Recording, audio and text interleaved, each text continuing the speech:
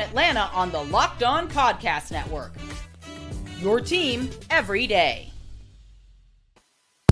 Appreciate everybody for joining the show on the evening. DeShaun Tate here, as I'm sure that you guys probably already know.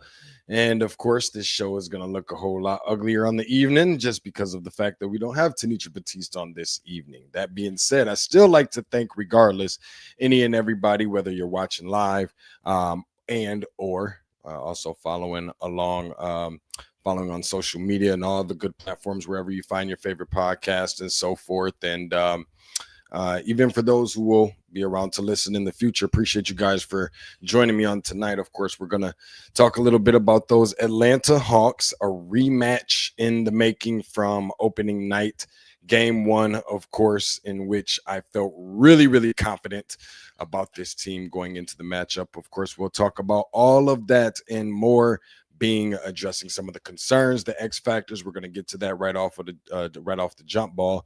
And then, of course, a little bit of panic mode that had set in the second half for the Atlanta Hawks. Not before I let everybody know, of course, that this episode of what you're listening to, of course, the Locked On HAWKS POSTCAST episode, is brought to you by Monarch Money. Take control of your finances with Monarch Money. Use code LOCKEDONNBA, LOCKEDONNBA at monarchmoney.com for 50% off of your first year. I just want to jump right on into it because I know, we don't have to do a whole bunch of fluff and trying to, put parsley flakes on the plate and dress this thing up, make it seem all nice. Let's just be real about the reality of what we're looking at here right now. Okay. This is an Atlanta Hawks team that we all pretty much expected. This is just elephant in the room stuff right now. Everybody expected would be this contending team in the East, top four, certainly top six, lock for playoffs. Of course, there's still, plenty of opportunity for them to move forward and go ahead and do so. But certainly wouldn't be feeling, like being in a position of which they have been in the last couple of years and playing them for a play-in spot. All of those things being said, it's just been a real stinker. They've just really been stinking it up. And again, I hate to be this person. I live on the fence of a very fine line that you have to draw between, any given Sunday football term, obviously, but on the basketball side, everybody's professionals, ... Got to bring your A game every night. We all understand that, not overlooking teams by looking at the name on the front of the jerseys, being the Toronto Raptors, an improved team nonetheless, but yet still in my true heart of hearts feel like it's a team that the Atlanta Hawks shouldn't have the struggles with for the second time in less than 10 games that they have. First one, shame on me for that one, but they're not really in a position in which they can afford to be overlooking anybody right now. And I don't want to hear about they didn't have Trae Young and this and that. Been without Trae Young, got to make adjustments. Injuries happen, move forward. That's just the reality of what it is. Let's talk about some of the concerns that I really believe that this team has, and we'll get into some of the X factors before we cut to a break. The obvious one is the fact that there is no Trae Young on this basketball team, in which so much of this, and I've been preaching this thing for the last, I don't know how many years when it comes to the Atlanta Hawks, got to have that backup point guard. We're not talking about, point guard, putting yourself in position yet again. The guy, by the way, haven't paid yet. The superstar player, the second best thing to ever come through these doors besides Dominique Wilkins. And I'm not confident that you're going to get anybody in free agency, so we could ball that up and throw it in the garbage, in the wastebasket right now. Not putting yourself in position to have insurance on Trae Young and getting a true bona fide veteran of some sort, point guard behind him off the bench to insert plug and play into a starting position if he goes down is just not a smart idea. All of that right there, no question, on the front office. Who is the best backup point guard that we have had outside of, I understand, maybe not a true prototypical point guard, Lou Williams on the team that went to the Eastern Conference Finals. However, Trae has been in this league, 8 years? He's had 2 All-Stars, I believe, on his team, being Kristaps Porzingis, who he has now, and I think DeShaun Tate was one. But that being said, you have to position yourself to, especially if it's a guy you may potentially lose, you're not really seeming to be pushing the needle or pushing the chips to the other side of the table and being in a hurry to pay them. So what do you do in situations like this? You turn around, you don't put yourself in a position. You got backup point guard. Of course, you got Wallace coming off the bench, who's serviceable for as much as he can be serviceable. Nikhil Alexander-Walker, you're doing it by committee. You're doing it, putting guys in position by default. They're out of position. It's putting everybody in a poor position. That should temper and lower some of the expectations a bit, obviously. So that's not good. Kristaps Porzingis, I think, is another one that we have to address, and forgetting about just games as far as tonight, because we can get into the recap stuff. I know that's why we're here, but we just got to address the stuff that's in and out, regardless of what we're talking about after each game that continues to be a consistent issue. Do you try to give someone like a Kristaps Porzingis some time to, kind of get into the system and, bring them in slowly? But that's not the conversation that we're having when we're talking about this team actually competing for a spot in the Eastern Conference. Maybe not to beat the Knicks, maybe not to be the Cavs, but to certainly not someone in position like a Detroit Pistons or something like that to come in, or Philadelphia to come back from the grave. If you're the Atlanta Hawks, you have to be prepared. You finally bring in a center and a Kristaps Porzingis, in which you essentially, it's your first time having a 7-footer probably since Dikembe Mutombo, right? Kind of facetiously speaking. And he's outside shooting jump shots. And I don't think that's putting them in very good positions to win. Certainly putting them out of position to be able to rebound. You got the biggest guy on the floor that's out there shooting threes and chucking them up from very far distances. These are not pick and pop threes. These are just coming down the floor and pulling up like Mark Price. Totally unacceptable. Getting back to it, what did he shoot? 25% from the field, 7'4", mind you, and 14% from three, chucking up threes. I can hear my dad right now all the way in Detroit saying, boy, if you don't get your big butt under the basket. Huge problem for this team. Not a terrible night if you're just looking at the box score, but you really got to go in depth here. Not having Luke Kennard, I think, was a huge issue. Obviously, because he is one of those guys I really feel like is an X factor for this team. Most people would say Jalen Johnson. I think that's the obvious one. We all can pretty much agree upon that. However, when you're talking about guys within the starting lineup, I'm really a believer that Zachary Rissache, who strung together a really good game in his breakout game over the last game or two or so, is really going to have to be someone that's going to step up, especially when you don't have Trey, similar to how he stepped up last year when Jalen Johnson went down. Coming off the bench, I think that guy is certainly Mohamed Gay. And seeing him play on tonight, maybe if you're looking at the box score, you're not going to be overwhelmed. It's not going to pop out off the page at you. But yet still, he is a guy that will chase down rebounds. He's a guy that will chase down his own shot even after a miss. I saw it happen once or twice earlier on tonight. He's going to get down there and do some of the little things, do some of the dirty work, try to be the glue for this team, provide second chance point opportunities, and provide you with some hustle points and things of that nature. Absolutely terrible for the Atlanta Hawks on tonight, who I came into the game saying they needed to utilize their bench a little bit more, try to get some of the fresh leg rotation in there. I know that's really kind of tough to do when you don't have Trey, so you got to pull somebody off the bench there, and then you don't have Luke Kennard, so that's not one of your first guys you can pull off the bench there. And I totally understand all of that, but there's got to be a little bit more contribution. Roster construction, I think, is a big part of all of this. Where they got burned at, I think, in the first game is from a standpoint where they just had difficult matchup issues with the guards from the Toronto Raptors, in which that showed to be the case on tonight, where you have someone like a Emmanuel Quickley, Scotty Barnes, RJ Barrett. You got to pick those guys up at the half. Perimeter defense, if you're not going to be able to shoot the basketball effectively and efficiently in the second half, you've got to be able to pick guys up at half. These are bull in the china shop type of guards. Guys are just going to put their head down.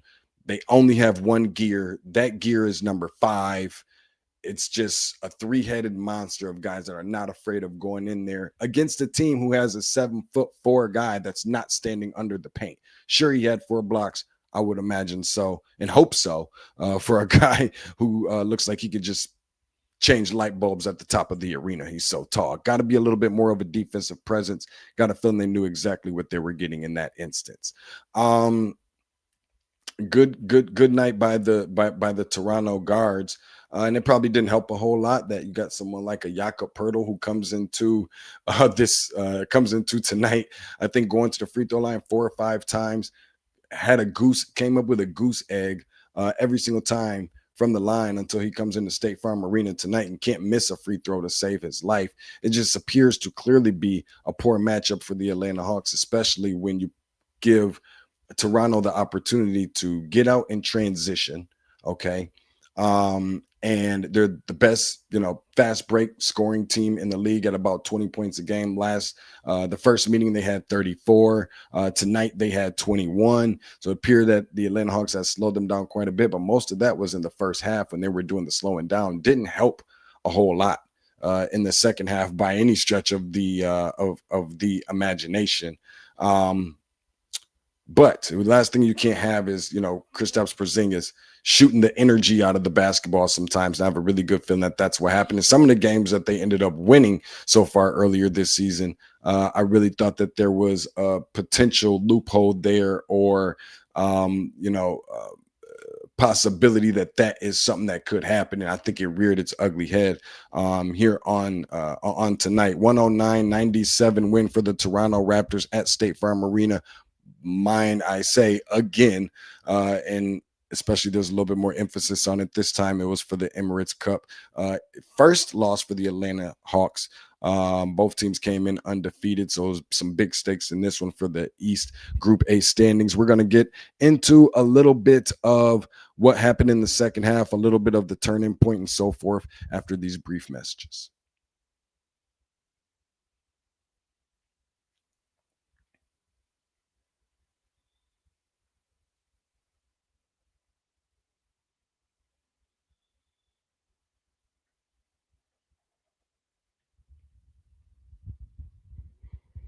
This episode of the Locked On Hawks postcast is brought to you by DoorDash. The NBA season, of course, is heating up, and DoorDash has found the perfect way to keep fans engaged and also in their bag all season long. Whether you're watching the game, just watching for the highlights, or your fantasy team, your favorite player, whatever the case may be, DoorDash makes every game night even better.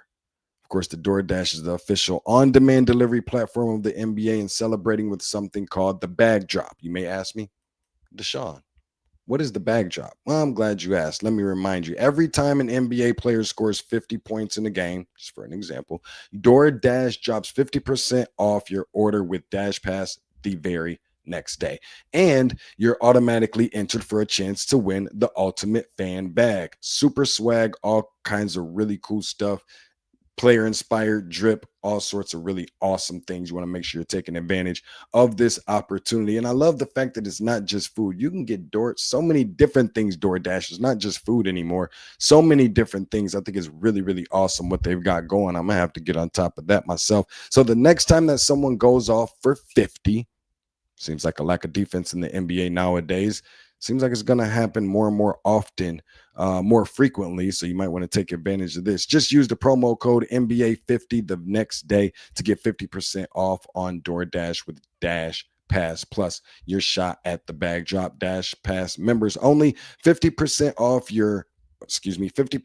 off up to $10 the day after a 50-point game with the promo code. Terms do apply. No purchase necessary. Ends on April 13th. Don't forget, seems like you got plenty of time, but time is moving fast. Open to U.S. residents 21 or older only. Visit DoorDashInYourBag.com for details. DoorDash in your bag all season long. This episode of the Locked On Hawks postcast is brought to you by FanDuel. With the NBA being back, and there's no better place, trust me, to get in on all the action than there is on FanDuel, the official sports betting partner of the NBA. So even if you missed the start of the game, you want to jump in on some live action, of course you can do that. Got live bets taking place, everything from who will score the next, who will score next, or even maybe down to some of your fourth quarter comebacks, buzzer beaters, and so forth. Plus, you can even combine your live bets into same game game parlay for a shot at an even bigger payout. It keeps everything super, super exciting for making that late game push. Help you put a little bit of money in your pockets. We know holidays is coming up. You want to have something to put under that Christmas tree. Don't get caught slipping by the kids. Right now, FanDuel is giving new customers $300 in bonus bets when your first $5 bet wins. So head over to FanDuel.com to sign up and play your game with FanDuel, the official sportsbook betting partner of the NBA.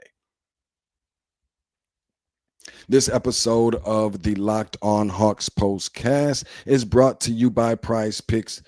We all make decisions every single day, but on Prize Picks, being right, of course, can get you paid.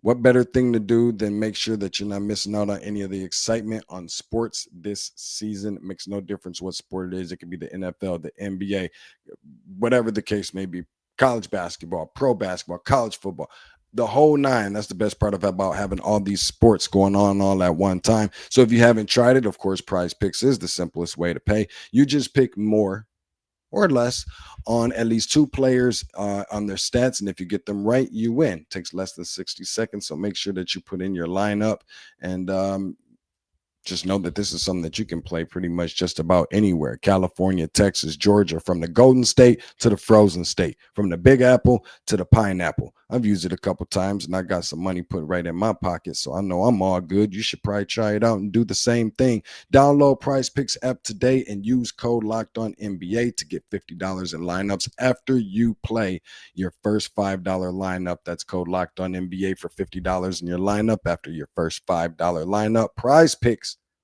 It's good to be right.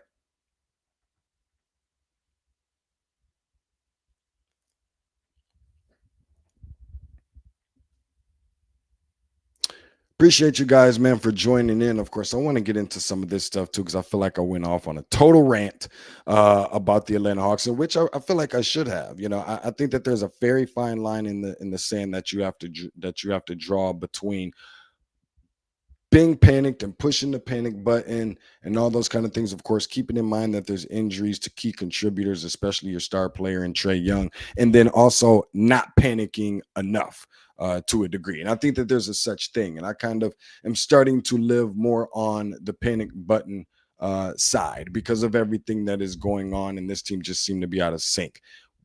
Being able to win games that you may not necessarily anticipate, that just seems to be what the MO or the reputation is lately of the Atlanta Hawks, or what I feel like we're going to see this year. But dropping games similar to this one, not only against teams that they should beat, especially coming off the game the other night, got all the energy, the Orlando Magic. It shouldn't have to be a Southeast Division game to get up for it. It shouldn't have to be against a team who most people anticipate being one of the more improved teams in the NBA. And you have all of this physicality, and your approach to the game is much different. You have to do that versus the Chicago Bulls. You have to do that against the Toronto Raptors. Again, not once, but also twice. But you have to make sure that you're able to adjust and make the proper adjustments. And there's going to be nights on tonight where the ball just clearly isn't falling into the basket. The Atlanta Hawks look really good, obviously, in the first half. First quarter was pretty good, but I feel like it was pretty even keeled. However, the concerning part here, I believe, is after a second quarter run by the Atlanta Hawks, went on a 14-1 run to open up the second quarter. Toronto couldn't hit a shot. It was pretty much just not a contrast of styles, but it was more so like a tale of two halves, pretty much, essentially is what it was. Toronto couldn't make a shot. Went down on the stretch where they shot like 1 for 12, and it just really didn't look good. And they came out of the half and looked a lot better. If the numbers didn't say so, 29-24 outscoring the Atlanta Hawks in the third, where there goes the third quarter woes all over again for the Atlanta Hawks, should I say. And it just seems like that's something that they can't shake. And I'm trying to figure out exactly what that is, because that's been going on. That isn't just a new as of, this year thing. That isn't just the last 9 games. That's not just dating back to, last year or the year before that. That's been going on for about a good handful of years or so. I've been covering this team for quite a little while. We're always having conversations about that ugly key, third quarter that things just seem not to go right. I don't know what they're doing in the locker rooms during the half, what's happening, what's not happening, but that just constantly, consistently, and persistently seems to be the Achilles heel for this team, to where they just look completely different in the third quarter. At one point, we thought that their approach, maybe they weren't, approaching the game maybe with the same type of, fire maybe that they should. They get down early, try and come back against teams, or they get up, really early in games. And similar to this one, teams miraculously, for whatever reason, can't miss a shot on purpose, even if they tried. And if not win, certainly put us on the edge of our seats in games that there should never be such conversation had. And I think that that's really where it got tough. And that is really essentially what I believe is our turning point. Time to reveal where the game was won or lost. It's the turning point.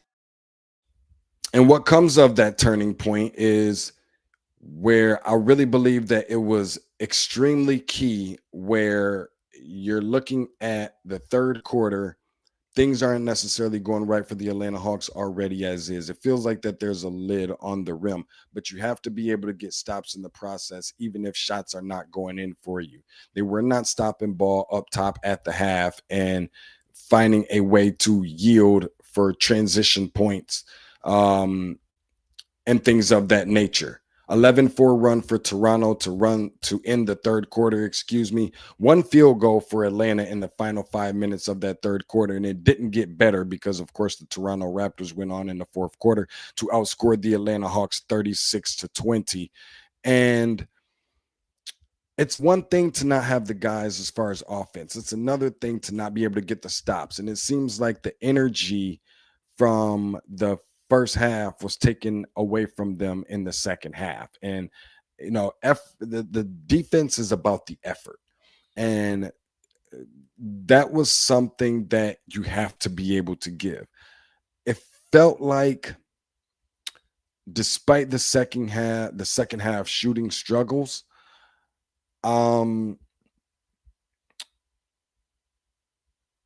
it felt almost as if they were giving up defensively. And I know that sounds like a really easy thing to say, and maybe for lack of other words, I can't really put it together right now. And maybe they weren't, but it very much felt like that was the case. You have these players that you have drafted. You have these players in which you have put in position to be Atlanta Hawks in the way that you want to build and establish this team to essentially be this defensive team. You go out and get these guys with this long wingspan and all this potential and, these 6'7" wings. And, that's the purpose behind bringing in someone like a Zachary Risashe. And of course, not putting it all on him, but, you have Onyeka Okongwu, who's supposed to be your rim protector. You got the 7'4" guy out there, but he's standing out on the perimeter like a 2 guard a lot of times. And in some cases, even on the defensive side, and that's even when he's in the game or even suiting up to play. So, I think that's where, outside of Dyson Daniels and Nickeil Alexander-Walker, who's only one person we have to remember, and he has so many other duties and responsibilities that fall upon his shoulders now, with Trey being out and playing the point guard position, that it's going to be really, really tough to come by for an NBA now, in which it is so easy for your opponents to thrive off of offense, because that's what's promoted for this NBA. So a really tough loss for the Atlanta Hawks on tonight. Got a really interesting one coming up in less than 24 hours again, against the Los Angeles Lakers, which is everybody's favorite game to get up for. Hopefully it doesn't turn into the old State Farm Arena or the Phillips Arena, where, you get more opposing fans coming in and screaming MVP for someone else's team and so forth. So I do definitely want to challenge our Hawks fans to come out, wear your red, be loud, be proud, but certainly our team has to give us a reason to do so. They can't come out against the Los Angeles Lakers and perform the way that they did on tonight, or it won't be a very good look for the Atlanta Hawks. So they've got some work to do. They've got their hands full. They've got some things to change around, especially the coaching staff. Got to make some adjustments, and hopefully the front office is taking some key notes as well to try and make some changes. We can start at that backup point guard position because that's who orchestrates everything. And the traffic director's telling everybody when to come and everybody else when to go. Appreciate everybody for joining us here on tonight. We'll be back with you guys 24 hours from now. Los Angeles Lakers and Atlanta Hawks. Thanks so much for checking us out. Make sure that you go subscribe and make sure that you check out my dude, Brad Rowland, Locked on Hawks podcast coming up next.